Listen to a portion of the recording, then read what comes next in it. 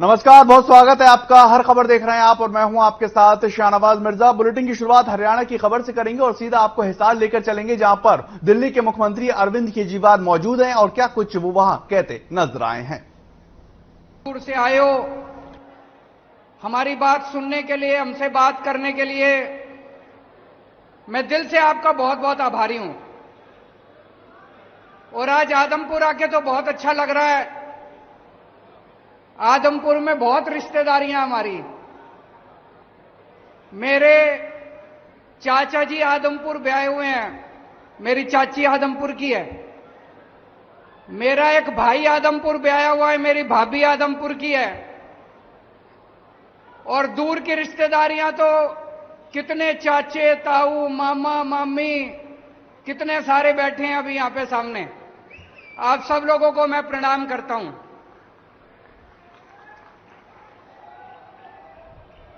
जब मैं हिसार में 9वीं क्लास में पढ़ा करता था, 9वीं 10वीं मैंने कैंपस स्कूल से करी, फिर 11वीं 12वीं डीएन कॉलेज से करी। उस टाइम छोटा सा बच्चा था, शर्मीला, पढ़ाई में अच्छा था, फर्स्ट आया करता था।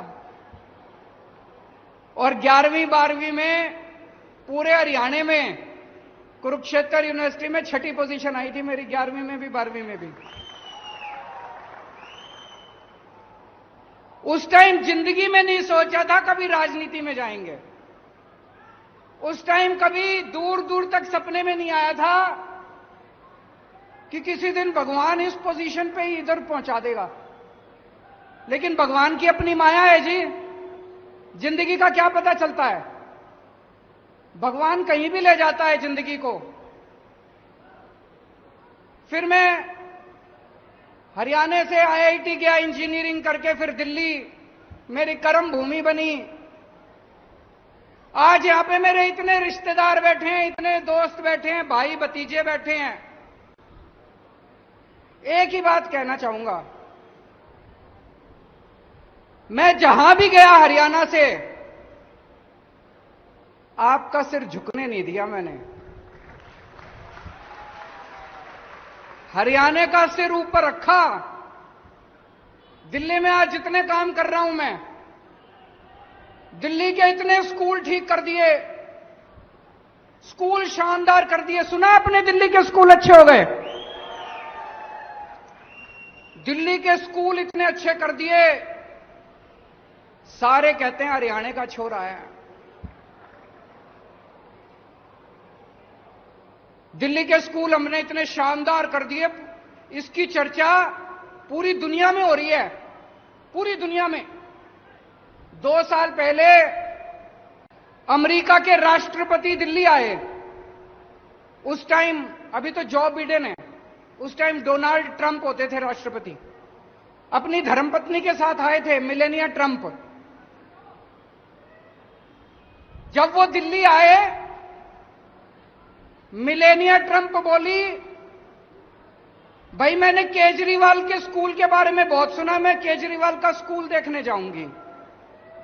बड़ी बात है भाई साहब, है कि नहीं है? बोली, मैंने केजरीवाल के स्कूल के बारे में सुना है, मैं केजरीवाल का स्कूल देखने जाऊंगी। मोदी जी ने बहुत समझाया, बहन मान जा, जिद ना कर, तेरे को मैं दूसरे स्कूल दिखा देता हूं, केंद्र सरकार के दिखा देता हूं, दूसरे राज्य सरकारों के दिखा देता हूं। लेकिन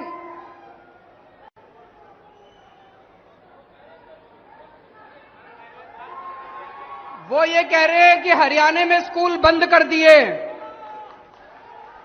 मैं आऊंगा, मैं बात करूंगा उसकी बच्चे, चिंता ना करो। वो ये कह रहे हैं हरियाणा में स्कूल बंद कर दिए, मैं उसकी बात करूंगा, चिंता ना करो, बैठो बैठो बैठो, मैं उसकी बात उठाऊंगा उसकी। अमेरिका के राष्ट्रपति की पत्नी दिल्ली के स्कूल देखने के लिए आई। अमेरिका का राष्ट्रपति पूरी दुनिया में घूमता है, उसकी पत्नी उसके साथ घूमती है। किसी देश में मेलेनिया ट्रंप किसी का स्कूल देखने नहीं गई, दिल्ली के अंदर केजरीवाल के स्कूल देखने के लिए आई भाई साहब। चलिए वहीं आगे बढ़ेंगे। मुख्यमंत्री मनोहर लाल ने आयुष्मान भारत योजना के लाभार्थियों को परिवार पहचान पत्र और तमाम सुविधाएं जो हैं वो देते नजर आए और मुख्यमंत्री ने मुफ्त इलाज योजना से लिंक करने को लेकर बैठक बुलाई और इसी दौरान उन्होंने कहा कि राज्य सरकार की ओर से आयुष्मान भारत योजना सहित सभी सरकारी योजनाओं के लिए 1.80 लाख रुपए की वार्षिक आय सीमा तय की गई है और इसी प्रकार 1,80,000 रुपए से ऊपर के आय की श्रेणी सीमा को भी निर्धारित किया जाएगा। बैठक में मुख्यमंत्री को अवगत ये कराया गया है कि आयुष्मान भारत योजना के तहत केंद्र सरकार ने 2011 की जनगणना के सामाजिक और आर्थिक आंकड़ों के आधार के ऊपर लाभार्थियों की योजना 15,50,000 परिवार की है और हरियाणा सरकार के पास नागरिक संसाधन सूचना विभाग की ओर से पीपीई में 25.85 लाख परिवारों का सत्यापन डाटा उपलब्ध हो चुका है। राष्ट्रीय स्वास्थ्य प्राधिकरण के आयुष्मान कार्ड के अंदर राज्य सरकार को अपने लोगों को लगाने की अनुमति दी है और इसी बात की ये जानकारी दी गई है कि आयुष्मान अस्पताल में 519 प्राइवेट और 174 नागरिक अस्पतालों को शामिल किया गया। आयुष्मान योजना को प्रीमियम के रूप में 186 करोड़ रुपए राज्य सरकार की ओर से दिए गए। दिव्यांगों को 3 लाख रुपए तक के इलाज की सुविधा आयुष्मान भारत की योजना के तहत दी जाएगी और मुख्यमंत्री ने ये निर्देश दिए हैं कि विशेष शिविर लगाकर कार्ड वितरण का जल्द से जल्द कार्य किया जाना चाहिए।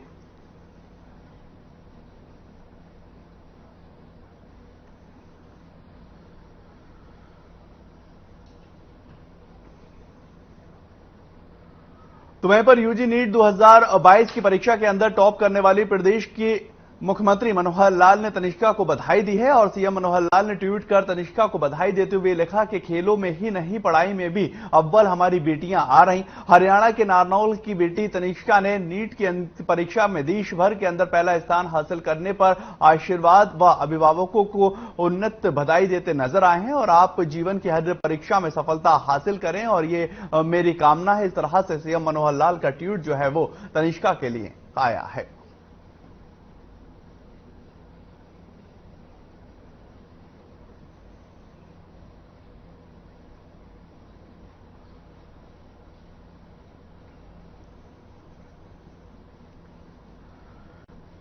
तो वहीं पर नारनौल के गांव मिर्जापुर बाछौत की बेटी तनिष्का यादव ने नीट यूजी 2022 की परीक्षा के अंदर इतिहास रच दिया है और तनिष्का ने पूरे भारत के अंदर टॉप किया है। उन्होंने 720 अंकों के पेपर में 715 अंकों को प्राप्त किया है और तनिष्का की 10वीं तक की पढ़ाई नारनौल की यदुवंशी शिक्षा निकेतन में हुई। इसके बाद 12वीं की पढ़ाई उन्होंने राजस्थान के कोटा शहर में रहकर की और तनिष्का की इस उपलब्धि से पूरे क्षेत्र के अंदर जो है जश्न का माहौल बना हुआ। तनिष्का के माता पिता और वहीं गांव के रहने वाले लोग जो हैं तमाम दुआएं देते हुए नजर आ रहे हैं। नारनौल के ग्रामीण परिवेश के अंदर पली बड़ी तनिष्का यादव ने वहां पर वे कर दिखा दिया है जो आज तक क्षेत्र की किसी भी बेटी ने नहीं किया है और एक बड़ी उपलब्धि ये नारनौल क्षेत्र और उनके परिवार की मानी जा रही है।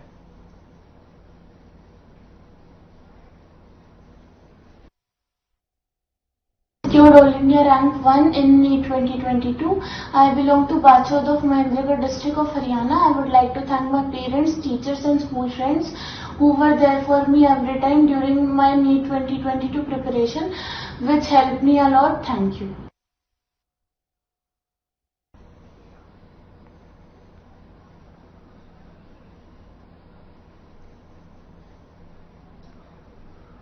तो वहीं पर प्रदेश विधानसभा अध्यक्ष और पंचकुला विधायक ज्ञानचंद्र गुप्ता ने सेक्टर 9 के रेडी मार्केट के अंदर भीषण अग्निकांड में हुए नुकसान का जायजा लिया है और इसी दौरान उन्होंने पीड़ित दुकानदारों से भी मुलाकात की है। अग्निकांड प्रभावितों के लिए 41 लाख रुपए की मदद की घोषणा की गई और साथ ही उन्होंने प्रभावित दुकानदारों को यह आश्वासन दिया है कि जब तक उनका व्यवसाय फिर से शुरू नहीं हो जाता है तब तक उनकी हर संभव मदद की जाएगी।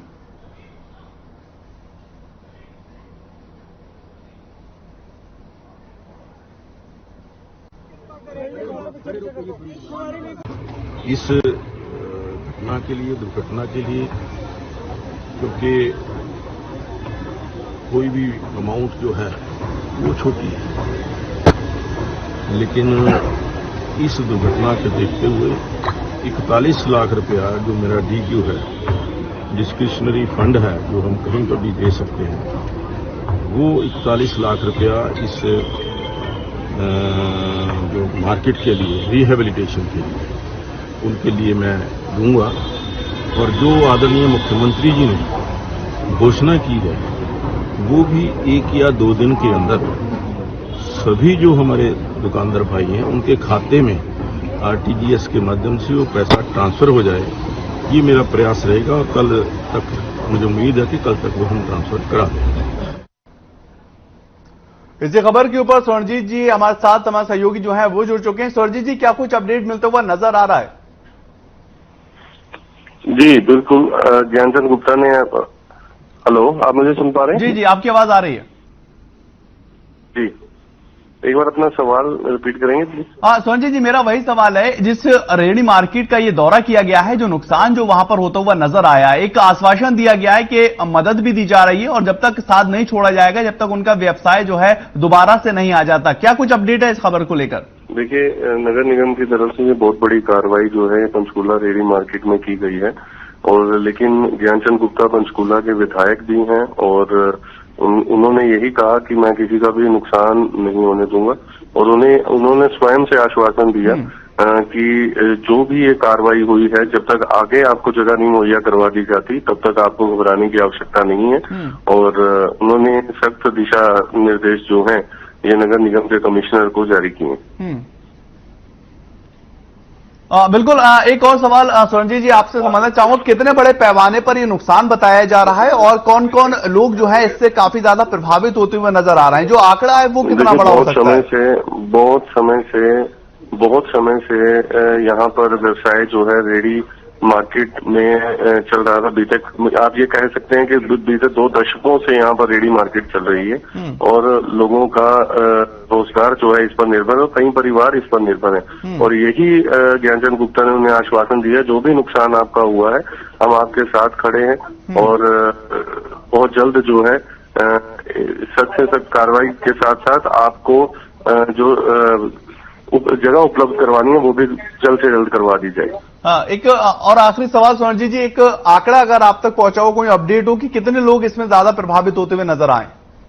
देखिए, लगभग अभी एक एग्जैक्ट फिगर तो नहीं कह सकते, लेकिन हाँ ये जरूर कह सकते हैं कि 20 से 25 परिवार हैं जिन पर आपके रोजगार पर जिनका काफी असर पड़ा। चलिए, बहुत बहुत शुक्रिया स्वर्णजीत जी इस तमाम जानकारी के लिए, बातचीत करने के लिए। तस्वीरें जो आप देख रहे हैं दरअसल ये काफी ज्यादा प्रभावित लोग हैं और विधानसभा के अध्यक्ष का वहां पर दौरा हुआ। उन्होंने साफ तौर पर कहा कि जो रेहड़ी मार्केट का दौरा किया है, जो भी नुकसान हुआ है, जो भी लोग इससे ज्यादा प्रभावित होते हुए नजर आए, उन्हें हर एक संभव मदद दी जाएगी और प्रभावितों को 41 लाख रुपए की जो मदद है वो भी देते नजर आए हैं। बात करेंगे सोनीपत के अंदर रोडवेज बस चालक की हत्या के मामले को लेकर अब विवाद लगातार बढ़ता जा रहा है और प्रदेश के सभी रोडवेज से कर्मचारी हड़ताल पर। रोडवेज के अधिकतर संगठनों ने चक्का जाम करने का निर्णय लिया है और आपको ये जानकारी थी कि 2 दिन पहले ही थार गाड़ी से रोडवेज बस चालकों की निर्ममता से हत्या कर दी गई थी। इसके चलते रोडवेज से कर्मियों का गुस्सा जो है वो लगातार बढ़ता जा रहा है और ये 5 तस्वीरें आप दरअसल अपनी टीवी स्क्रीन पर देख रहे हैं। पहली तस्वीर गुरुग्राम की है, जहां पर जो रोडवेज कर्मचारी हैं वो लगातार अपना चक्का जाम करते हुए और अपनी मांगों को मंगवाते हुए नजर आ रहे हैं। दूसरी तस्वीर पंचकुला की देख रहे हैं, तीसरी तस्वीर अंबाला की, चौथी तस्वीर रेवाड़ी की है और 5वीं जिंद और 6ठी रतिया की तस्वीर है, जहां पर तस्वीरें साफ ये दर्शाती हुई नजर आ रही हैं कि जो उनके साथी के साथ हुआ है उसका न्याय मिलना चाहिए। और प्रदेश में हड़ताल पर रोडवेज से कर्मचारी जो है वो पहुंच चुके हैं। इससे काफी ज्यादा दिक्कत अब लोगों को होने वाली है और जो आने जाने में लोगों को खामियाजा भुगतना पड़ रहा है उससे काफी ज्यादा परेशानी लोगों को होती हुई नजर आ रही। लेकिन रोडवेज कर्मचारियों का साफ तौर पर यह कहना है कि प्रदेश के अंदर जो हमारे साथी के साथ हुआ है उसको लेकर न्याय होना चाहिए और सरकारों को इसको लेकर तुरंत एक्शन लेना चाहिए ताकि जमीनी स्तर पर न्याय होता हुआ नजर आए। लेकिन बड़ा सवाल यही है कि हड़ताल से जो प्रदेश के अंदर रोडवेज कर्मचारी कर रहे हैं इसका सीधा असर जनता के ऊपर पड़ता हुआ नजर आ रहा है। जनता इससे काफी ज्यादा प्रभावित होती हुई नजर आ रही। 6 तस्वीरें आप देख सकते हैं और 6 तस्वीरें काफी ज्यादा महत्वपूर्ण हो जाती हैं। गुरुग्राम, पंचकुला, अंबाला, रेवाड़ी, जिंद और रतिया की ये 6 की 6 तस्वीरें आप अपनी टीवी स्क्रीन पर देख रहे हैं और एक बड़े पैमाने के ऊपर जो रोडवेज से कर्मी है, जो रोडवेज कर्मचारी हैं वो हड़ताल करते हुए नजर आ रहे हैं। इससे बसों की काफी ज्यादा शॉर्टेज होती हुई नजर आ रही। आवाजाही में जो है वो काफी ज्यादा दिक्कत हो रही है। उधर फरीदाबाद के पल्ला इलाके के अंदर एक दहेज लोभी पति ने अपनी पत्नी और भाइयों के साथ मिलकर हैवानियत की हदों को पार कर दिया और पत्नी को न केवल बुरी तरह से पीटा है बल्कि आरोपी पति ने पत्नी के पैर के अंगूठे के नाखून को भी प्लास से पकड़कर नोच लिया। पीड़िता युवती ने बताया है कि उसकी शादी लगभग 13 साल पहले धीरज राजेश से हुई थी और शादी के बाद से ही उसका पति जो कि ऊंची जाति का है और उसे दलित होने की वजह से प्रताड़ित करने लगा। युवती के मुताबिक शादी के बाद से ही आरोपी पति उससे 4 लाख रुपए के दहेज की डिमांड करता आ रहा है और उसकी गरीब विधवा मां ने उसके पति को 1.5 लाख रुपए तो दे दिए, लेकिन इसके बावजूद भी पति का लालच खत्म होता नजर नहीं आया। सिविल अस्पताल के बादशाह खान में इलाज चल रहा और भर्ती पीड़ित ने पल्ला थाना पुलिस आरोप लगाते हुए कहा है कि इसकी शिकायत 24 घंटे बीतने के बावजूद भी ना तो पुलिस ने उसका कोई बयान दर्ज किया है और ना ही आरोपियों के खिलाफ कोई कार्रवाई की गई। पीड़िता की मां ने अपनी बेटी के साथ हैवानियत करने वाले उसके पति सहित देवर, जेठ और ससुर पर कार्रवाई की मांग करते हुए कठोर से कठोर सजा दिलाने की मांग की है।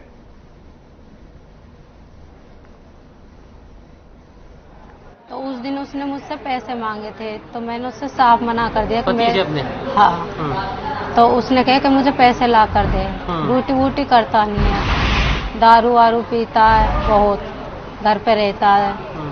तो उसने मुझसे बोला कि पैसे ला कर दे, कहीं से भी ला पैसे ला, अपनी माँ से मांग के लेके आ।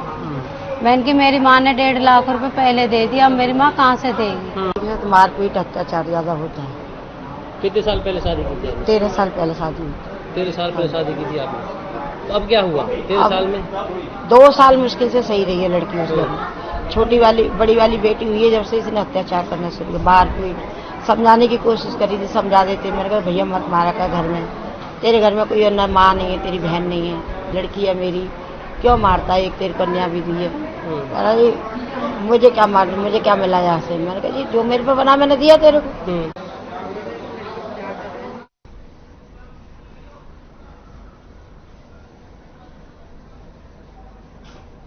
इसी खबर को लेकर संजय गुप्ता फरीदाबाद से हमारे सहयोगी हमारे साथ जुड़ चुके हैं। संजय जी, क्या कुछ अपडेट है? एक हैवानियत की तस्वीर जो है वो टीवी स्क्रीन पर चल रही है जहां पर पति दहेज के खातिर जो है पत्नी के साथ मारपीट करता है और बड़ी वारदात यह कि उसका नाखून भी प्लास से खींचता हुआ नजर आया। जी बिल्कुल, देखिए शहनवाज, जो ये मामला है बड़ा गंभीर मामला है। इस पति ने अपनी पत्नी के साथ में जिस तरीके की हरकत की है, इसने हैवानियत की सारी हदें पार कर दी हैं। जिस तरीके से इसने उस महिला के पैर से नखून उखाड़े हैं, ये बड़ा ही गंभीर मामला है। और इससे भी बड़ा गंभीर मामला है जब महिला अपनी शिकायत दर्ज कराने के लिए पुलिस थाने जाती है तो पुलिस का जो रवैया रहता है, 48 घंटे बीत जाते हैं, लगातार महिला परेशान रहती है, उसकी विधवा माँ उसको लेकर हॉस्पिटल आती है और पुलिस है कि मामला दर्ज नहीं करती। तो कहीं ना कहीं पुलिस की लापरवाही इस महिला पर भारी पड़ रही है। इसके अलावा मैं बताना चाहूंगा कि ये जो मामला है प्रेम प्रसंग का है। पहले इन लोगों ने लड़की जो महिला है वो दलित समाज से है और जो उसका पति है वो गुर्जर समाज से है। बावजूद इसके उस दलित महिला पर इतने अत्याचार किए जाते हैं। इधर दूसरी तरफ महिला का एक आरोप और भी है कि उसके जो जेठ, ससुर और जो देवर हैं वो भी उसको प्रताड़ित करते हैं। तो कहीं ना कहीं जो पुलिस का जो रवैया है, अगर पुलिस समय पर कार्रवाई करे तो इन लोगों की थोड़ी आंखें हो, लेकिन कहीं ना कहीं पुलिस के जो टालू रवैया है उसके चलते महिला और उसकी विधवा मां दोनों पूरी तरह परेशान हैं। संजय जी, एक और इसमें जानकारी आपसे लेना चाहेंगे। ये जो पूरा मामला है ये अभी हुआ है, इससे पहले भी जो पति है ये पत्नी के साथ इसी तरह की हरकतें करता हुआ नजर आता है और पुलिस तब भी कोई कार्रवाई करती हुई नजर नहीं आती है?